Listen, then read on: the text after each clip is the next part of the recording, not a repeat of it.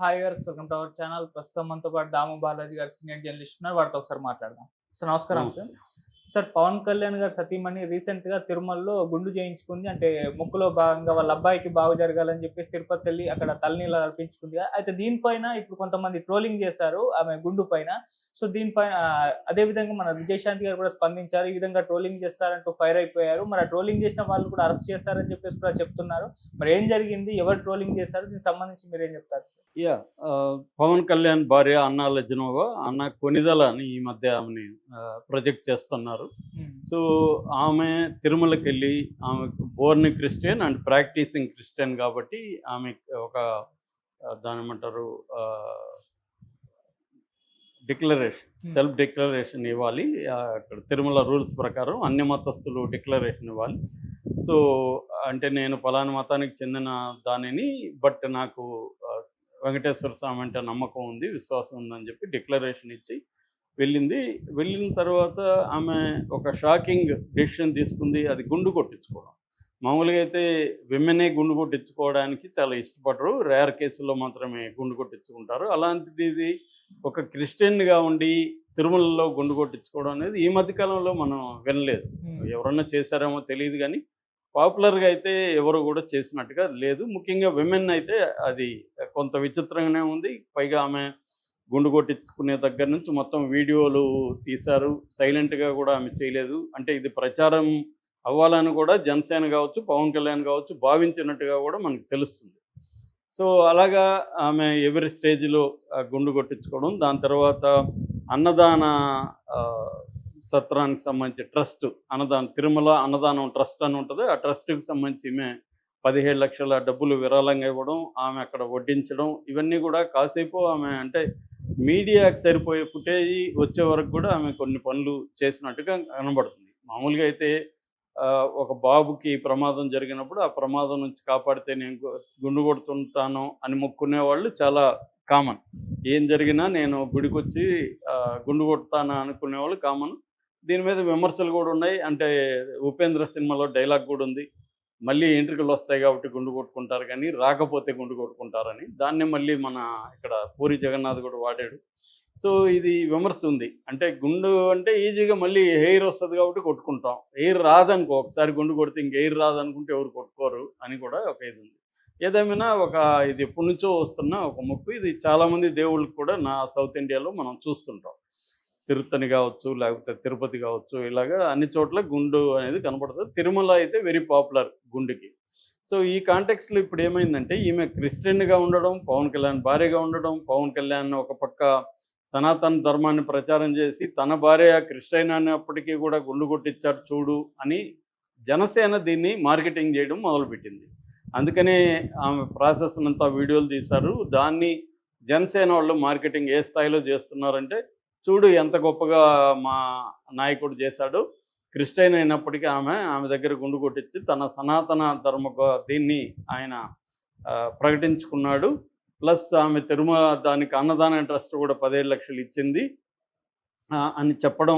అక్కడి వరకు కాకుండా ఈమెను చూసి హిందువులుగా ఉండి క్రిస్టియన్లకు మారిన, ఇతర మతాలకు మారిన వాళ్ళు ఆమె కాళ్ళు కడిగి ఆ నీళ్లను మీ నెత్తికి చల్లుకోండి, అప్పుడైనా మీకు బుద్ధి వస్తుందేమో అన్న స్థాయిలో వ్యాఖ్యలు చేయడం మొదలుపెట్టారు. ఎప్పుడైతే జనసేన వాళ్ళు దీన్ని మార్కెటింగ్ చేసి, నిజానికి ఆమె పర్సనల్, అది ఆమె బాబు హెల్త్ కోసం ఆమె మొక్కునింది. సరే ఆమె క్రిస్టియనా ఆమె ఏదనేది మనకు అనవసరం, ఆమె మొక్కు తీర్చుకుంది. దట్ ఈజ్ ప్యూర్లీ ఆమె పర్సనల్. కానీ జనసేన దాన్ని పర్సనల్గా ఉంచలేదు. జనసేన దాన్ని మార్కెటింగ్ చేయడం మొదలుపెట్టింది. ఆమె దాన్ని మార్కెటింగ్ చేసి ఇతర మతాలకి కన్వర్ట్ అయిన వాళ్ళకి వ్యతిరేకంగా వ్యాఖ్యలు కూడా ఈ సందర్భంగా చేయడం మొదలుపెట్టింది.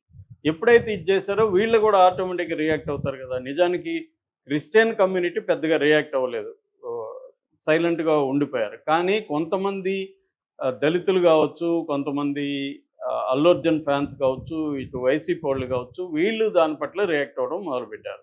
అసలు మీరు సరే ఆమె పర్సనల్గా చేసింది, బాబు కోసం చేసింది మంచిది, కానీ దాన్ని మీరు మార్కెటింగ్ చేసుకోవడం ఏంటి అనేది నెంబర్ 1. సరే మార్కెటింగ్ మీ గోల మీరు చేసుకున్నారు, కానీ మీరు ఆ సందర్భంగా కన్వర్షన్ అయిన వాళ్ళని, మతంలో మారిన వాళ్ళని మీరు ఎలా అంటారు? అట్లా అనుకుంటే మరి ఆమెను హిందువులకి మార్చండి మీరు.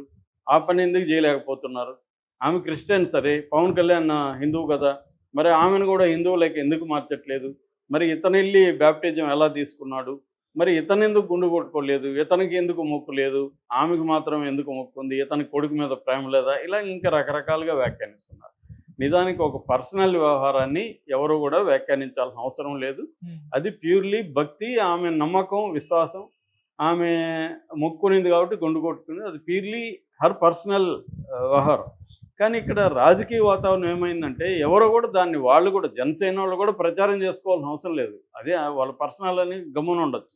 కానీ వాళ్ళు దానికి ఒక మంచిగా పాంప్లెట్ లాంటిది రెడీ చేసి దాన్ని సోషల్ మీడియాలో జనసేన వాళ్ళు షేర్ చేస్తున్నారు. అంతవరకు కూడా ఓకే. వాళ్ళ పార్టీ వాళ్ళ ఇష్టం అనుకోవచ్చు. కానీ వేరే మతాన్ని కన్వర్ట్ అయిన వాళ్ళని ఈమె కాళ్ళు కడిగి మీరు నెత్తిన చల్లుకోండి అన్న ఒక స్టేట్మెంట్ మాత్రం దారుణమైన స్టేట్మెంట్. ఎందుకంటే అది ఆమె పర్సనల్. ఆమె కాళ్ళు కడిగి వీళ్ళెందుకు చేసుకోవాలి? ఇది వీళ్ళ పర్సనల్. మతం అనేది పర్సనల్. సో అది లేకుండా వాళ్ళు చేశారు. వాళ్ళు చేసేకాడికి వీళ్ళు కూడా కొంతమంది రియాక్ట్ అయ్యి చేయడం మొదలుపెట్టారు. ఇది బాగా ట్రోలింగ్‌లోకి వెళ్ళిపోయింది. ఆమె యాంటీగా ట్రోలింగ్ చేసే బ్యాచ్ ఇదయ్యారు. అంటే ఇక్కడ రెండు వైపులా జరిగింది కానీ మామూలుగా బయటకొచ్చేది ఒకవైపే వస్తది కాబట్టి అధికారంలో ఎవరు ఉంటే వాళ్ళకి అనుకూలంగానే ప్రధానంగా జరుగుతుంది కాబట్టి ఇప్పుడు ఆమె ట్రోల్ చేశారని కేసులు పెట్టారు. ఆమెనే కాకుండా ఈ బాబు గురించి కూడా ట్రోల్ చేశారు కొంతమంది. వీళ్ళు మనం ఆల్రెడీ కూడా చెప్పుకున్నాం. అల్లు అర్జున్ ఫ్యాన్స్ కొంతమంది చేశారని. ముగ్గురిని కర్నూలు జిల్లాలో గూడూరు అనే ఒక ఊరుంది. అక్కడ ముగ్గురిని పోలీసులు అరెస్ట్ చేశారు.